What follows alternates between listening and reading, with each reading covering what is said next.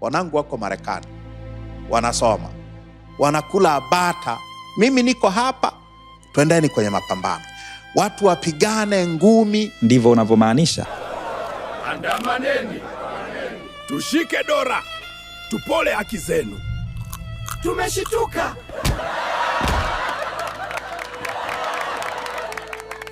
Oktoba tunatiki, Oktoba tunatiki.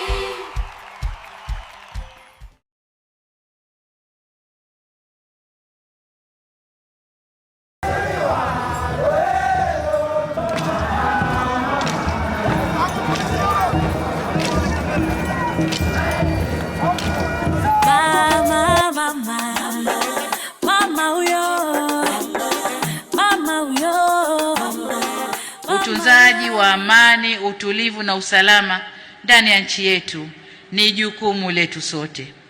Hivyo basi, walinzi wa jadi wana sungusungu, na hapa napigia mstari neno jadi kwa sababu nyinyi ni walinzi wa mila zetu zile ambazo sio potofu, desturi zetu, amani, utulivu na usalama wa nchi yetu.